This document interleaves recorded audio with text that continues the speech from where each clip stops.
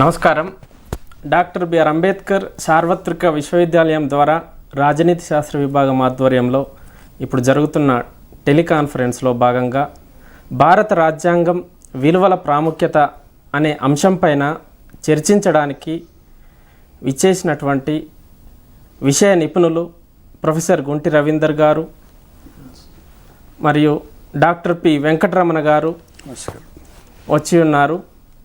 ఇందులో భాగంగా భారత రాజ్యాంగం అనేది సుదీర్ఘమైనటువంటి అతిపెద్ద లిఖిత రాజ్యాంగంగా 2 సంవత్సరాల 11 నెలల 18 రోజులు భారత రాజ్యాంగ నిర్మాతలు కృషించి రచించినటువంటి రాజ్యాంగం పైన విస్తృతంగా చర్చించడానికి అదే మనం వినడానికి అందరికీ స్వాగతం. ముందుగా మన దగ్గరకు మన స్టూడియోకి విచ్చేసినటువంటి విషయ నిపుణులైనటువంటి ప్రొఫెసర్ గుంటి రవీందర్ గారు దాదాపుగా 30 సంవత్సరాలకు పైగా సుదీర్ఘ బోధనానుభవంతో పాటు పరిశోధన, అదేవిధంగా B R Ambedkar open university degree, PG diploma in human rights పుస్తకాలలో పాఠ్యాంశాలను రచించడంతో పాటు ఎడిటర్గా కూడా వ్యవహరించడం జరిగింది. దాంతోపాటు అనేక అంతర్జాతీయ సమావేశాల లోపల విదేశాల్లోకి హాజరై అక్కడ పరిశోధనా పత్రాలను కూడా సమర్పించడం జరిగింది. ప్రొఫెసర్ రవీందర్ గారు ట్రైబల్ పాలిటిక్స్ అండ్ డెవలప్మెంట్ పైన సుదీర్ఘమైనటువంటి పరిశోధన అనుభవాన్ని గడించి ఉన్నారని మీకు తెలియజేస్తున్నాను. ఇక రెండవ విషయ నిపుణులైనటువంటి డాక్టర్ పి వెంకటరమణ గారు సార్ కూడా దాదాపు 3 దశాబ్దాలకు పైగా అటు రెగ్యులరు ఇటు దూర విద్యా సంస్థల లోపల కూడా విశేషమైనటువంటి బోధనానుభవాన్ని కలిగి ఉన్నారు. ఇటీవల ప్రిన్సిపల్గా గవర్నమెంట్ డిగ్రీ కళాశాల చెంచల్గూడలో పదవి విరమణ గావించడం జరిగింది. వెంకటరమణ సార్ గారు కూడా దాదాపు మన అంబేద్కర్ ఓపెన్ యూనివర్సిటీ పుస్తకాలతో పాటు తెలుగు అకాడమీ పుస్తకాల లోపల కూడా చాలా పాఠ్యాంశాలను రచించి ఉన్నారు. ముందుగా భారత రాజ్యాంగం గురించి మనం మాట్లాడుకోవాల్సి వస్తే భారత రాజ్యాంగంలో భారత రాజ్యాంగ నిర్మాతలు ఆశించినటువంటి వాళ్ళు కోరుకున్నటువంటి స్ఫూర్తిప్రదమైనటువంటి అంశాలన్నింటినీ భారత ప్రవేశికలో పొందుపరచుకోవడం జరిగింది. వాళ్ళు ఊహించినటువంటి విలువలు ఏవైతే ఉన్నాయో ఆ విలువల గురించి చర్చించడానికి ముందుగా ప్రొఫెసర్ గుంటి రవీందర్ సార్ గారిని భారత రాజ్యాంగంలో పేర్కొన్నటువంటి విలువలను గురించి వివరించవలసిందిగా అడుగుతున్నాను. భారత రాజ్యాంగం అమల్లోకి వచ్చి 75 సంవత్సరాలు పూర్తయిన సందర్భంలో మనం ఈ భారత రాజ్యాంగం యొక్క ప్రాముఖ్యత గురించి చర్చించుకుంటున్నాం. అయితే భారతదేశం యొక్క భారత రాజ్యాంగం సర్వోన్నతమైనటువంటి చట్టం. ఇది దేశ ప్రజలకు సాంఘిక, ఆర్థిక, సామాజిక న్యాయాన్ని అందిస్తుంది. ముఖ్యంగా గ్రాన్వెల్లీ ఆస్టిన్ అనేటువంటి సోషల్ సైంటిస్ట్ ఏమంటాడంటే ఈ భారత రాజ్యాంగం అనేది సంపూర్ణ సామాజిక విప్లవ సాధనంగా ఇది ఉపయోగపడుతుంది. అంటే ప్రజలకు ఉన్నటువంటి అన్ని హక్కులను ఇది కాపాడుతుంది. అదేవిధంగా ఈ విలువలు వ్యక్తిగతమైనవే కాకుండా జాతీయ స్థాయిలో పౌరుల యొక్క సామరస్యాన్ని, అణచివేత లేకుండా ఇది స్వేచ్ఛ, సమానత్వాన్ని అందిస్తున్నది అనేటువంటి విషయాన్ని చెప్పడం జరిగింది. ముఖ్యంగా ప్రవేశికలో లిబర్టీ, ఈక్వాలిటీ, ఫ్రెటర్నిటీ, అదేవిధంగా జస్టిస్ని కూడా చెప్పడం జరిగింది. అంటే లిబర్టీ అంటే స్వేచ్ఛ, ఇది లింగ భేదం లేకుండా లేదా వర్ణన భేదం లేకుండా స్త్రీలు, పురుషులు ఇవన్నీ ఏమీ లేకుండా స్వేచ్ఛ అనేది అందరికీ సమానంగా అందిస్తున్నది అనేటువంటి విషయాన్ని మన రాజ్యాంగం చెప్తుంది. అదేవిధంగా సమానత్వం, సౌభ్రాతృత్వం, న్యాయాన్ని కూడా ఎలాంటి భేదాలు లేకుండా సమానంగా అందరికీ అందిస్తున్నది అనేటువంటి విషయాన్ని మనం చెప్పుకోవడం జరిగింది. ముఖ్యంగా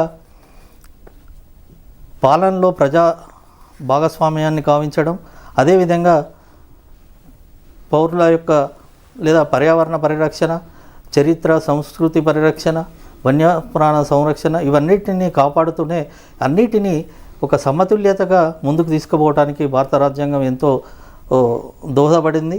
ముఖ్యంగా ప్రజలకు ఫండమెంటల్ రైట్స్ కావచ్చు, డైరెక్టివ్ ప్రిన్సిపల్స్ కావచ్చు, ఇవన్నీ కూడా అందించడంలో భారత రాజ్యాంగం ప్రపంచంలోనే ఒక అత్యున్నతమైనటువంటి రాజ్యాంగంగా పేర్కొనబడింది. అయితే ఈ రాజ్యాంగ విలువలకు ఉన్నటువంటి నేపథ్యం ఎలాంటిది? ఈ రాజ్యాంగ విలువలను రాజ్యాంగ నిర్మాతలు ఏదైతే భారతదేశ ప్రజలకు అనువుగా ఉంటుందని భావించి రాజ్యాంగంలో పొందుపరిచినటువంటి విలువలు ఏవైతే ఉన్నాయో వాటి యొక్క చారిత్రక నేపథ్యాన్ని వివరించవలసిందిగా వెంకటరమణ గారిని కోరుతున్నాను. భారత రాజ్యాంగం అనేది ఒక మహోన్నతమైన రాజ్యాంగంగా పేరెన్నికగాంచింది.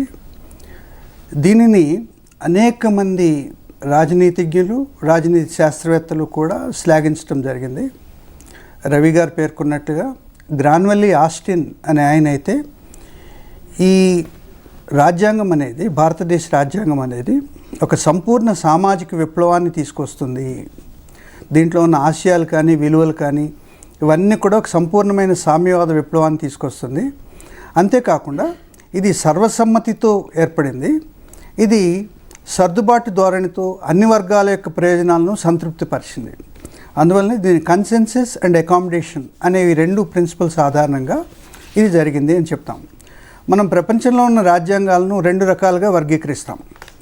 ఒకటి ఇవల్యూషనరీ కాన్స్టిట్యూషన్స్, రెండోది రెవల్యూషనరీ కాన్స్టిట్యూషన్స్. ఇవల్యూషనరీ రాజ్యాంగాలు అంటే పరిమాణాత్మక రాజ్యాంగాలు. అవి కాలక్రమంలో ప్రజల యొక్క రాజకీయ సాంప్రదాయాలు, సామాజిక సాంప్రదాయాలు వీటి ద్వారా ఏర్పడేవి. ఉదాహరణకు బ్రిటిష్ రాజ్యాంగము, ఆస్ట్రేలియా రాజ్యాంగము, న్యూజిలాండ్ రాజ్యాంగము, కెనడా రాజ్యాంగము ఇట్లాంటివన్నీ కూడా ఒక పరిమాణాత్మక రాజ్యాంగంగా చెప్తాం. అలా కాకుండా విప్లవానంతరం వచ్చిన రాజ్యాంగాలు కొన్ని ఉన్నాయి. అమెరికా రాజ్యాంగము, ఫ్రాన్స్ రాజ్యాంగము, ఈ రెండు కూడా రెవల్యూషనరీ కాన్స్టిట్యూషన్స్ అని చెప్తాం. ఈ రెండిట్లోనూ కూడా మనకు రెవల్యూషనరీ కాన్స్టిట్యూషన్స్ అనే దాంట్లో అనేకమైన రాజ్యాంగ విలువలు ఉన్నాయి. Liberty, equality, justice, fraternity, unity and integrity ఇట్లాంటివన్నీ కూడా మనము ఫ్రెంచ్ రాజ్యాంగంలోనూ అమెరికన్ రాజ్యాంగంలోనూ బాగా చూస్తాం. అవి భారతదేశ రాజ్యాంగంలోకి రావటం జరిగింది. భారతదేశ రాజ్యాంగాన్ని అనేక మంది మేధావులు రూపొందించారు. మనకు డాక్టర్ బిఆర్ అంబేద్కర్, ఆయనకి he is the father of Indian constitution అని చెప్తాం. అంబేద్కర్ నాయకత్వంలోని డ్రాఫ్టింగ్ కమిటీ ప్రపంచంలోని అనేక దేశాల రాజ్యాంగాలను పరిశీలించి అనేక రాజ్యాంగ విలువలను దీంట్లో పొందుపరిచింది. దీంట్లో భాగంగానే నెహ్రూతో పాటు మనకు డాక్టర్ బిఆర్ అంబేద్కర్తో పాటుగా మనకు జవహర్లాల్ నెహ్రూ, సర్దార్ పటేల్, జేబీ కృపలాని, మరి హెచ్ఎన్ కుంజ్రు, రాజేంద్ర ప్రసాద్, సర్వేపల్లి రాధాకృష్ణన్ ఇట్లాంటి అనేక మంది మేధావులు దీంట్లో కూర్చుని అనేక రాజ్యాంగాలను పఠించి వాటి యొక్క విలువలన్నింటిని కూడా తీసుకురావటం అనేది మనం చూస్తాం. భారతదేశంలో రాజ్యాంగం కావాలి అనే డిమాండ్ అనేది మనకు 19th సెంచరీ ఎండింగ్ నుంచే స్టార్ట్ అయింది. వాస్తవానికి బాలగంగాధర తిలక్ 1895లో స్వరాజ్ బిల్ అనే దాన్ని తీసుకొచ్చి భారతదేశ ప్రజలకు స్వరాజ్యం కావాలి, ఒక రాజ్యాంగం కావాలి, కొన్ని హక్కులు కావాలి అని చెప్పాడు. అదేవిధంగా 1925లో కామన్వెల్త్ ఆఫ్ ఇండియా బిల్ అనే దాన్ని యానీ బెసెంట్ తీసుకొచ్చింది. ఆ బిల్లు ద్వారా కూడా భారతదేశానికి ఒక రాజ్యాంగం కావాలి, కనీసం ఒక మినీ రాజ్యాంగమైన ఇవ్వండి అని చెప్పింది. అదేవిధంగా మనకు తేజ్ బహదూర్ శాప్రు అనే ఆయన ఒక మినీ రాజ్యాంగాన్ని రచించి మనకు బ్రిటిష్ ప్రభుత్వానికి అందజేయటం జరిగింది. అట్లాగే కాంగ్రెస్ పార్టీ, భారత జాతీయ కాంగ్రెస్ 1931లో మనకు కరాచీ కాంగ్రెస్ రెజల్యూషన్ అనే దాంట్లో భారతీయులకు రాజ్యాంగం కావాలి, ప్లస్ పౌర హక్కులు కావాలి, సామాజిక హక్కులు కావాలి, చట్టపరమైన హక్కులు కావాలి, అదేవిధంగా ఆర్థికపరమైన హక్కులు కావాలి, సామాజికపరమైన హక్కులు కావాలి అని చెప్పి అడగటం జరిగింది. ఇవన్నీ కూడా మనకు ఒక రాజకీయ నేపథ్యంగా, ఒక చారిత్రక నేపథ్యంగా చెప్తాం. వీటన్నింటి నుంచి మనకు జాతీయోద్యమ నాయకులు ఏవైతే ఆశించారో ఆ విలువలన్నీ కూడా మనకు భారత రాజ్యాంగంలో నిక్షిప్తం చేయటం అనేది మనం చూస్తాం. సో ఈ విధంగా భారత రాజ్యాంగం అనేది మనకు రవి గారు పేర్కొన్నారు. మనకు ఫస్ట్ ఏంటంటే లిబర్టీ, స్వేచ్ఛ అనేది భావ స్వేచ్ఛ, భావ వ్యక్తీకరణ స్వేచ్ఛ, అంతేకాకుండా ఒక ఏదైనా మతాన్ని నమ్మే స్వేచ్ఛ, ఇవన్నీ స్వేచ్ఛలు. అదేవిధంగా equality of status and opportunity, అట్లాగే ఫ్రాటర్నిటీ. ఆ ఫ్రాటర్నిటీ అనే దాంట్లో మనిషి గౌరవాన్ని పొందటం, హ్యూమన్ డిగ్నిటీ అనేది దాంట్లో అంతర్భాగమైంది. అలాగే యూనిటీ అండ్ ఇంటిగ్రిటీ, దేశం యొక్క సమైక్యత, సమగ్రత, ఇవన్నీ కూడా మనకు ప్రియాంబుల్ అనే దాంట్లో కనిపించే విలువలుగా చెప్తాం, ప్రవేశికలో కనిపిస్తాయి. అయితే రాజ్యాంగంలోని అనేక చాప్టర్స్లో అనేక విలువలు అనేవి కూడా మనకు కనిపిస్తాయి. మనకు ప్రజల వద్దకు పాలన కావాలి, పాలనలో ప్రజలకు భాగస్వామ్యం అనేది ఉండాలి, అదేవిధంగా ప్రభుత్వ వనరులపైన ప్రజలకు అజమాయిషీ అనేది ఉండాలి, అట్లాగే మహిళా సాధికారత అనేది ఉండాలి, దేశంలో అణగారిన వర్గాలు, అణచివేతకు గురైన వర్గాలు, నిరాదరణకు గురైన వర్గాలకు సంరక్షక విచక్షణలు అనేవి ఉండాలి. ఇవన్నీ కూడా అనేక సంబంధమైన విలువలుగా మనం పేర్కొంటాం. సో ఈ విధంగా భారత రాజ్యాంగం అనేది ఒక విలువల పుస్తకము అని చెప్పడంలో ఎలాంటి అనుమానం కూడా లేదు. అలాగే బ్రిటిష్ రాజ్యాంగం నుంచి మనము రూల్ ఆఫ్ లా అనేది తీసుకొచ్చాం, చట్టబద్ధ పాలన అనేది తీసుకున్నాం. ఈ విధంగా భారత రాజ్యాంగం అనేది అనేక విలువలతో కూడింది. ఈ 75 సంవత్సరాల ఎక్స్పీరియన్స్ ఏదైతే ఉందో ఇదంతా కూడా మనకు అంబేద్కర్ ఏదైతే ఒక గొప్ప సమాజాన్ని ఊహించాడో, ఈ రాజ్యాంగం అమలు కావాలని ఊహించాడో, దానికి అనుగుణంగానే చాలా విజయవంతంగా ఈ రాజ్యాంగం అనేది భారతదేశంలో ఈ రోజుకి కూడా విలువలకు కట్టుబడి చక్కగా పరిపాలించబడటం జరుగుతోంది. దీన్ని అనేక దేశాలు కూడా గుర్తించడం జరుగుతోంది. అయితే ఈ రాజ్యాంగ విలువల నేపథ్యాన్ని చాలా చక్కగా వివరించారు సార్. అయితే భారత రాజ్యాంగ ప్రవేశికలో పేర్కొన్నట్టుగా భారతదేశాన్ని సర్వసత్తాక, సామ్యవాద, లౌకిక, ప్రజాస్వామ్య, గణతంత్ర రాజ్యాంగ రూపుదిద్దాలని చెప్పేసి రాజ్యాంగ నిర్మాతలు ఆశించడం జరిగింది. అందులో భాగంగా ప్రత్యేకించి ఉదారవాద విలువలు కానీ, సామ్యవాద విలువలు కానీ, గాంధీజీ తత్వానికి సంబంధించినటువంటి విలువలు ఏవైతే ఉన్నాయో ఆ విలువలు భారత రాజ్యాంగ నిర్మాతలను ఏ విధంగా దృష్టిని ఆకర్షించాయో వివరంగా చెప్పవలసిందిగా ప్రొఫెసర్ రవీందర్ గారిని కోరుతున్నాను. అయితే భారత రాజ్యాంగాన్ని రూపొందించేటప్పుడు ముఖ్యంగా అంబేద్కర్ గారు, అదేవిధంగా రాజ్యాంగ సభ సభ్యులు అనేక పలు మూలాల నుండి వాళ్ళు ప్రేరణ పొందారు. ముఖ్యంగా భారతీయ స్వాతంత్ర ఉద్యమం యొక్క ప్రభావం, అంటే భారతదేశంలో స్వాతంత్రం కోసం పోరాడుతున్నప్పుడు వివిధ మతాల, కులాల, సంస్కృతుల ఆకాంక్షలు, ఆ ఆకాంక్షలను నెరవేర్చడం కోసం మనం ఏ విధమైనటువంటి చర్యలు తీసుకోవాలి రాజ్యాంగంలో అనేటువంటి ఆ ప్రభావానికి కూడా ఈ రాజ్యాంగ సభ సభ్యులు ముఖ్యంగా అంబేద్కర్ గారు గురి కావడం జరిగింది. అదేవిధంగా ప్రాచీన భారతీయ సంప్రదాయాలు మరియు ఆలోచనలు, ముఖ్యంగా సర్వే జన సుఖినో భవంతు ఈ అనేటువంటి భావన చాలా ప్రాచీనమైనటువంటిది, భారతదేశంలో చాలా విలువైనటువంటి విషయం. ధర్మం విలువల ఆధారంగా సంస్కృతిని ముందుకు తీసుకుపోవడం, అదేవిధంగా విభిన్న మతాలు, సంస్కృతులన్నీ కూడా పరస్పర ప్రభావానికి లోనవుతాయి. అంటే మతాలు వేరైనా, సంస్కృతులు వేరైనా ఒకరికి మధ్య ఉన్నటువంటి సామరస్యాన్ని పొందుపరచడం కోసం ఈ రాజ్యాంగంలో రూపొందించడం జరిగింది. ముఖ్యంగా గాంధీజీ తత్వం, ముఖ్యంగా గాంధీ ఆలోచనలు, అహింస, ముఖ్యంగా సెల్ఫ్ డిసిప్లిన్, అంటే తనకు తను ఒక క్రమశిక్షణకు ఉండడం, అదేవిధంగా వాల్యూ సిస్టమ్ అనేది రూపొందించడం, అంటే దేశానికి ఒక వాల్యూ సిస్టమ్ అనేది ఉండాలి. అదేవిధంగా దేశానికే కాదు, భారతీయ సంస్కృతిలో నుంచి ప్రపంచానికి, గ్లోబల్కు కూడా ఒక వాల్యూ సిస్టమ్ని రూపొందించడం కోసం ఈ భారత రాజ్యాంగం ఎంతగానో ఉపయోగపడ్డది. ముఖ్యంగా అమెరికా నుంచి అయితే మౌలిక హక్కులు, న్యాయపరమైనటువంటి హక్కులు అమెరికన్ రాజ్యాంగం నుంచి మనం తీసుకోవడం జరిగింది. అదేవిధంగా ప్రజాస్వామ్య విధానం, ముఖ్యంగా పార్లమెంటరీ విధానాన్ని బ్రిటిష్ రాజ్యాంగం నుంచి మనం స్వీకరించడం జరిగింది. ఇకపోతే సామాజిక సమానత్వం, ఈ సామాజిక న్యాయం కోసం మనం ముందుగా చెప్పినట్టుగా సమానత్వం ఇవన్నీ కూడా పొందుపరచడం జరిగింది. ప్రపంచ రాజకీయ ఉద్యమాలు, ముఖ్యంగా ఫ్రెంచ్ విప్లవం, ఈ ఫ్రెంచ్ విప్లవంలో వచ్చినటువంటి ముందుగానే మనం చెప్పినట్టుగా స్వేచ్ఛ, సమానత్వం, సౌభ్రాతృత్వం, న్యాయం ఇవన్నీ కూడా మన రాజ్యాంగంలో పొందుపరచుకోవడం జరిగింది. అంతిమంగా కూడా మనం మన భారతదేశ ప్రజలందరికీ కూడా సాంఘిక, రాజకీయ, ఆర్థిక న్యాయ సూత్రాలను, న్యాయాన్ని అందించడం కోసం ఈ భారత రాజ్యాంగం ఎంతో ఉపయోగపడుతుందని వివరించడం జరుగుతుంది. అయితే ఈ భారతీయ సమాజం అనేది ప్రత్యేకతను కలిగి ఉన్నదని చెప్పేసి చెప్పుకోవచ్చు. ఎలా అంటే ఏ దేశానికి ఆ దేశం ఒక ప్రత్యేకమైనటువంటి సమాజ వ్యవస్థలను కలిగి ఉందని చెప్పేసి చెప్పుకోవచ్చు. అందులో ప్రధానంగా భారతదేశ సమాజానికి విషయానికి వస్తే ఇక్కడ భారతీయ సమాజం అనేది అనేక అసమానతలతో కూడుకొని ఉన్నదని చెప్పేసి చెప్పుకోవచ్చు.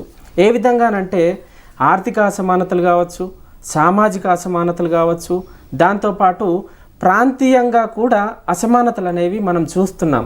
మరి ఈ అసమానతలన్నింటినీ నివారించి మరి భారత రాజ్యాంగం సమానత్వాన్ని సాధించడంలో ఏ విధంగా విజయవంతమైందో వివరించగలరా సార్? అది చాలా చక్కటి అబ్జర్వేషన్ చేశారండి. వాస్తవానికి ఇదే విషయాన్ని అనేక రాజకీయ పండితులు కూడా, రాజనీతి శాస్త్ర పండితులు కూడా చెప్పారు. మ్యారిస్ జోన్స్ అనే ఆయన ఈ అభిప్రాయాన్ని వ్యక్తం చేశాడు. ఆయన ఏమంటాడంటే, భారత రాజ్యాంగము వెస్ట్రన్ లిబరల్ డెమోక్రాటిక్ ఇన్స్టిట్యూషన్స్ని భారతదేశంలో తీసుకువచ్చింది. అంటే పాశ్చాత్య ఉదారవాద ప్రజాస్వామ్య నిర్మితులు, విలువలు అన్నీ కూడా రాజ్యాంగంలో పెట్టింది. కానీ భారత సమాజమేమో ఒక సాంప్రదాయబద్ధమైన సమాజం. భారత సమాజంలో ఉన్నంత అసమానతలు ప్రపంచంలో దాదాపు ఇంకే సమాజంలో ఉండకపోవచ్చు. ఇక్కడ ఒక కుల వ్యవస్థ ఉంది, 7 రకాలైన మతాలు ఉన్నాయి, ప్రాంతీయ విభేదాలు ఉన్నాయి, ప్రాంతీయ అసమానతలు ఉన్నాయి, ప్రాంతీయ అభివృద్ధిలో తారతమ్యాలు ఉన్నాయి, డిఫరెంట్ కల్చర్స్ ఉన్నాయి. ఇది ఒక మల్టీకల్చరల్ సొసైటీ. మరి ఇటువంటప్పుడు పాశ్చాత్య ఉదారవాద ప్రజాస్వామ్య విలువలు అనేవి భారతీయ సాంప్రదాయ సమాజానికి ఎలా పనికొస్తాయి? ఈ అసమానతలను నివారించడంలో ఈ రాజ్యాంగం తోడ్పడుతుందా లేదా అనే అనుమానము మనకు అనేక మంది వ్యక్తం చేశారు. అయితే భారత రాజ్యాంగము అనేక అసమానతలను తొలగించే క్రమంలో అనేక చర్యలు చేపట్టింది. ప్రధానంగా ప్రాథమిక హక్కుల్లో సమానత్వ హక్కు అనేది ఏదైతే ఉందో దాంట్లో మనకు చట్టం ముందు అందరూ సమానులే. మనకు ఆర్టికల్ 14 ప్రకారము, ఆర్టికల్ 15 and 16 ప్రకారము మరి చట్టం అందరికీ కూడా సమానమైన అవకాశాలు కల్పిస్తుంది. ఈ విధంగా సమానత్వం అనే దాన్ని రాజ్యాంగంలో క్రోడీకరించడం ద్వారా, అంతేకాకుండా ఆర్టికల్ 16 ద్వారా సంరక్షక విచక్షణ అనే సూత్రం ఆధారంగా ప్రొటెక్టివ్ డిస్క్రిమినేషన్ పేరుతో మనకు సమాజంలో వేలాది సంవత్సరాలుగా నిరాదరణకు గురైన షెడ్యూల్డ్ కులాలు, షెడ్యూల్డ్ తెగలు, ఇతర వెనుకబడిన వర్గాలు, మహిళలు మొదలైన వారికి రిజర్వేషన్ సౌకర్యాలు అనేవి కల్పించాలి అనే దాన్ని తీసుకొచ్చింది. ఈ విధంగా భారత రాజ్యాంగం అనేది ఒక విప్లవాత్మకమైన ఒక చర్యను తీసుకుంది అని చెప్పవచ్చు. అంతేకాకుండా కేవలం రాజ్యాంగంలో ఈ హక్కులు ఉండటం అనేది కాదు, అలా కాకుండా ఆ హక్కులు అమలవుతున్నాయా లేదా అనే దాన్ని విచారించడానికి national scheduled caste commission, national scheduled tribes commission, national commission for women, national commission for protection of children's rights, national commission for OBC rights, ఈ విధంగా ప్రతి దానికి కూడా ఒక జాతీయ కమిషన్ ఏర్పాటు చేయడం కూడా జరిగింది. ఈ విధంగా ఒక పక్కన హక్కులు కల్పిస్తూనే మరొక పక్కన దానికి సంబంధించిన నిర్మితులు, సంస్థలు అనేవి కల్పించడం ద్వారా సమానత్వం అనే విలువ తప్పనిసరిగా అమలు జరగాలి అనే దాన్ని రాజ్యాంగ నిర్మాతలు గ్యారంటీ ఇచ్చారు, ఒక హామీ ఇచ్చారు. ఆ హామీకి అనుగుణంగానే భారతీయ సమాజంలో అనేక మంది మరి రిజర్వేషన్ సౌకర్యాన్ని వినియోగించుకోవటం కూడా మనం చూస్తాం. అలాగే ప్రాంతీయ అసమానతల విషయానికి వచ్చినప్పుడు మనకు ఆర్టికల్ 280 ప్రకారము ఒక ఆర్థిక సంఘం అనేది ఏర్పాటు చేయాలి, నేషనల్ ఫైనాన్స్ కమిషన్ అనేది ఏర్పాటు చేసి ఆ ఫైనాన్స్ కమిషన్ కేంద్ర రాష్ట్రాలకు మధ్య పన్నులు, ఇతరమైన విత్తపరమైన వనరులు వీటిని సహేతుకంగా విభజించాలి, ప్రాంతీయ అసమానతలు లేకుండా చూడాలి అని చెప్పింది. ఈ విధంగా ఆ కమిషన్ ఏర్పాటును రాజ్యాంగంలో పొందుపరచడం ద్వారా ప్రాంతీయ అసమానతలను తొలగించాలి అని ఏదైతే కలలు కన్నారో అంబేద్కర్ రాసిన రాజ్యాంగంలో, ఆ కళలు ఈరోజు నిజమయ్యాయి. భారతదేశంలోని అనేక ప్రాంతాలు సమాంతరంగా అభివృద్ధి చెందటం అనేది మనం చూస్తాం. ఉత్తర భారతదేశం కానీ, దక్షిణ భారతదేశం కానీ, మధ్య భారత్ కానీ, అదేవిధంగా ఈ నార్త్ ఈస్టర్న్ కానీ, ఈశాన్య రాష్ట్రాలు కానీ, ఇవన్నీ కూడా సమాంతరంగా అభివృద్ధి చెందటం అనేది మనం ఈ ఫైనాన్స్ కమిషన్ అనేది ఏర్పాటు చేయడంతో ఇది ఒక సుసాధ్యమైంది. అలాగే కల్చరల్ డైవర్సిటీ అనేది ఏదైతే ఉందో దాంట్లో కూడా కల్చర్లో కూడా మళ్ళీ అసమానతలు ఉన్నాయి అని చెప్పుకుంటాం.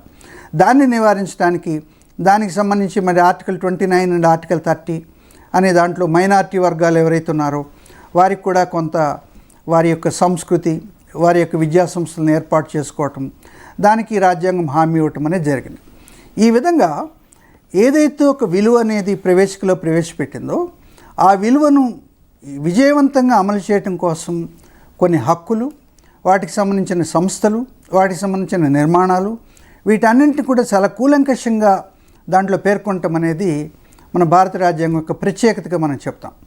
ఈ విధంగా భారతదేశ రాజ్యాంగం అనేది సమాజంలో ఉండే అనేక అసమానతలు రూపుమాపటానికి ఒక తీవ్ర ప్రయత్నం చేసింది. ఆ ప్రయత్నంలో చాలా వరకు విజయవంతమైందని కూడా చెప్పవచ్చు. సో ఇది భారతీయ సమాజం అసలు 19th century 20th century beginning అప్పట్లో ప్రజలందరూ కూడా అనుమానించేవారు, అరే ఈ సమాజంలో ఈ అసమానతలు పోతాయా, ఏ రోజుకైనా పోయే అవకాశం ఉందా అని. కానీ ఎప్పుడైతే భారత రాజ్యాంగం అమల్లోకి వచ్చిందో మెల్లిగా సమానత్వ సూత్రం అనేది పైకి వచ్చింది. దాని యొక్క రాజకీయ విలువగా దాన్ని రాజ్యాంగం స్వీకరించి దానికి ఏదైతే ఒక పద్ధతి ప్రవేశపెట్టిందో హక్కుల ద్వారా, అనేక సంస్థల ద్వారా వాటిని విజయవంతంగా అమలు చేయటం ద్వారా సమానత్వాన్ని సాధించి మరి అసమానతలు అనేవి కొద్ది మేరకు తొలగించడం అనేది మనం చూస్తాం. మరి అసమానతలను పూర్తిగా నివారించడంలో దానికి కాలమే దానికి జవాబు చెప్తుంది. కానీ దానికి ఆ దిశగా కొన్ని ప్రయత్నాలు అనేవి మాత్రం జరిగాయి. భారతీయ సమాజం విషయానికి వస్తే చాలా సాంప్రదాయకమైనటువంటి సమాజంగా మనకు అర్థమవుతుంది. అయితే మరి భారత రాజ్యాంగం రూపొందించిన తర్వాత పాశ్చాత్య దేశాలతో అనుగుణంగా పాశ్చాత్య ప్రజాస్వామ్య విలువలు కానీ సామ్యవాద విలువలు కానీ భారతదేశానికి ఏ విధంగా అన్వయించగలిగాము భారత రాజ్యాంగం ద్వారా? ఉదాహరణకు లౌకికవాదాన్ని తీసుకుంటే మనము జనాభా దృష్ట్యా భారతదేశ జనాభాను పరిశీలన చేస్తే హిందూ మతానికి సంబంధించినటువంటి ప్రజలు ఎక్కువగా ఉన్నప్పటికీ ఇక్కడ మనకు అధికారిక మతం అంటూ ఉండకుండా ఒక లౌకిక రాజ్యం అనే భావనను భారత రాజ్యాంగంలో పొందుపరచుకోవడం జరిగింది. మరి ఇలాంటి ఆధునిక భావాలు ఏవైతే ఉన్నాయో ఈ ఆధునిక భావాలు భారతీయ సమాజం ఏ విధంగా ఆమోదించింది అనే దానిపైన ప్రొఫెసర్ రవీందర్ గారిని మాట్లాడవలసిందిగా కోరుతున్నాను. భారత రాజ్యాంగం పాశ్చాత్య సామ్యవాద విలువల ఆధారంగా రూపొందించుకున్నారు. కానీ భారత సంస్కృతి, అదేవిధంగా చరిత్ర, సంస్కృతి, సమాజ అవసరాలకు అనుగుణంగా మార్పులు చేసుకోవడం జరిగింది. ముఖ్యంగా ఫండమెంటల్ రైట్స్ అంటే ప్రాథమిక హక్కులు మనకు కల్పించినప్పటికీ కూడా భావ వ్యక్తీకరణ అనేది చాలా ముఖ్యం. ఫ్రీడమ్ ఆఫ్ ఎక్స్ప్రెషన్ అంటే ఏ వ్యక్తి కూడా తమ యొక్క భావాలను బహిర్గతంగా చెప్పడం కోసం ఎక్కడ కూడా సంశయం లేకుండా చెప్పచ్చు అనేటువంటి అంశాన్ని చాలా ఇందులో పొందుపరచడం జరిగింది. ఫ్రీడమ్ ఆఫ్ రిలీజియన్, ఏ మతాన్నైనా తీసుకునేటువంటి స్వేచ్ఛను ఇందులో ఉంది. ఇవన్నీ కూడా సామ్యవాద భావనలకు సూచిస్తాయి. అదేవిధంగా పార్లమెంటరీ డెమోక్రసీ, ఈ పార్లమెంటరీ డెమోక్రసీ ఈ ప్రపంచవ్యాప్తంగా ఉన్నప్పటికీ కూడా మన భారతదేశంలో ఉన్నటువంటి ప్రజాస్వామ్యం చాలా గుణాత్మకమైనటువంటిది. అంటే ప్రజలందరికీ ఒకే విధంగా వారి వారి హక్కుల్ని కాపాడే విధంగా ఉన్నటువంటిది. ఇకపోతే నెహ్రూ గారు సామ్యవాద విలువల్ని మనకు ముఖ్యంగా రష్యా మోడల్ను తీసుకోవడంలో చాలా కృషి చేశారు. ముఖ్యంగా పంచవర్ష ప్రణాళికలు, ఈ పంచవర్ష అక్కడ రష్యాలో సప్తవర్ష ప్రణాళికలు ఉంటే మన భారతదేశంలో పంచవర్ష ప్రణాళికగా మార్చడం, అది ఈ సోషలిస్ట్ భావన అనేది రష్యా నుంచి స్వీకరించి ఈ పాశ్చాత్య ఉదారవాద అంటే బ్రిటిష్ నుంచి వచ్చినటువంటి ఉదారవాద కావచ్చండి, అమెరికా నుంచి స్వీకరించిన ప్రాథమిక హక్కులు, ఇవన్నీ కూడా ఉదారవాద భావాలు కలిగినప్పటికీ కూడా రష్యా నుంచి తీసుకున్నటువంటి సోషలిస్ట్ భావాలు కూడా మనం ఇందులో పొందుపరచుకోవడం జరిగింది. ముఖ్యంగా ప్రభుత్వం యొక్క ఆధీనంలో ఒక జ్యుడిషియరీ ఉండకుండా ఒక స్వతంత్రమైనటువంటి న్యాయస్థానాన్ని కూడా ఈ రాజ్యాంగంలో మనం పేర్కోవడం జరిగింది. ముఖ్యంగా సామాజిక న్యాయం, సోషల్ జస్టిస్ అనేది మనం ఇంతకుముందు రమణ గారు చెప్పారు. మనం మొదట్లో భారత రాజ్యాంగం యొక్క విలువలు ఎక్కడి నుంచి వచ్చాయంటే ఈ విలువల్లో ప్రధానమైనటువంటి సోషల్ జస్టిస్ అనేటువంటి విషయం చెప్పాం. అదేవిధంగా స్వాతంత్రం, సమానత్వం, సౌభ్రతత్వం, న్యాయం, అదేవిధంగా మిత్రుడు చిరంజీవి గారు చెప్పినట్టుగా లౌకిక విధానం. ఈ లౌకిక విధానం అనేది ఏ ఇతర మతాలకు నిష్పక్షపాతంగా ఉండేటువంటి ఈ సెక్యులరిజాన్ని ఈ భారతదేశం రాజ్యాంగాన్ని రూపొందించుకునేటప్పుడు ఈ అన్ని అంశాలను తీసుకోవడం జరిగింది. ముఖ్యంగా దాదాబాయి నౌరోజీ తను రాసినటువంటి పుస్తకంలో poverty and an British rule in India అంటే బ్రిటిష్ రూల్ ఇన్ ఇండియా అంటే భారతదేశంలో ఒక విధంగా బ్రిటిష్లో ఇంకో విధంగా పరిపాలన చేశారు. వీళ్ళు ఒక యూనిటీగా చేసినటువంటిది కాదు. ఎందుకంటే రూల్ ఆఫ్ లా అనేది ఇక్కడ లేదు. కాబట్టి రూల్ ఆఫ్ లాను చాలా నొక్కి చెప్తూ మన భారత రాజ్యాంగంలో రూపొందించుకోవడం జరిగింది. అయితే భారత రాజ్యాంగ విలువలలో ఒకదానికొకటి పరస్పర వైరుధ్యాలు ఉన్నప్పటికీ మన భారత రాజ్యాంగ నిర్మాతలు వాటి మధ్య ఒక సమతౌల్య భావనను ఏర్పరిచి అన్ని రాజ్యాంగ విలువలను అమలు చేయడం లోపల విజయవంతమయ్యారని చెప్పేసి మనం చెప్పుకోవచ్చు.